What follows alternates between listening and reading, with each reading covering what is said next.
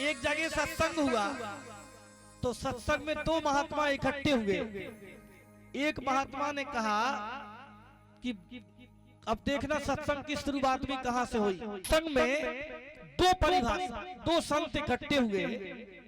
अब संत भी कई प्रकार के होते हैं साहब। मैंने कहा आपसे ना पहले ही कि इस कलयुग में तो संतों को पहचानना भी बहुत मुश्किल हो गया, क्योंकि आजकल जे देखो वही लाल कपड़ा पहन रहा है, वही तिलक लगा रहा है। संत और असंत की परिभाषा क्या है? जो भगवान के नाम का उपदेश करे, समाज कल्याण का उपदेश करे, जो समाज के हित में सोचे वही संत, और जो दूसरों का अहित करे वही असंत। आप बस ये समझ लो।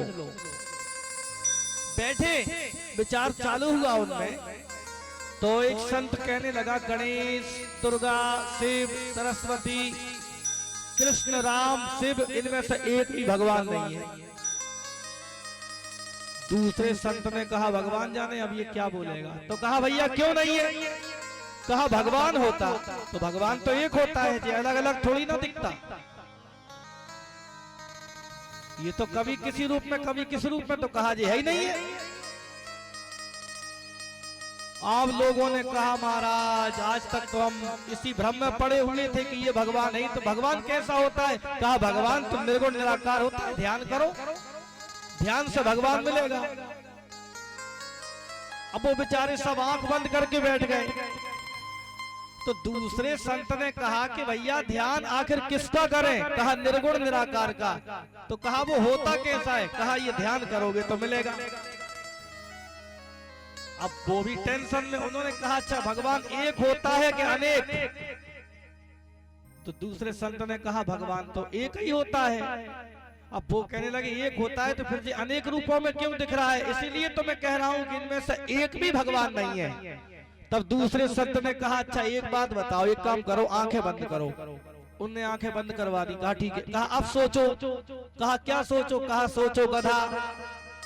उनने विचार किया गधा कहीं कैसा दिख रहा है? कहा जैसा गधा होता है वैसे ही दिख रहा है।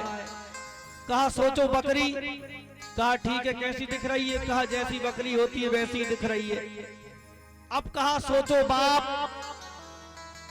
तो कहा कैसे दिख रहे हैं? तो कहा महाराज अब सबके बाप अलग अलग, किसी ने कहा दाढ़ी वाले, किसी ने कहा बगैर दाढ़ी वाले, किसी ने कहा मूंछों वाले। तो कहा एक बात बताओ, बाप एक होता है कि अनेक होते हैं?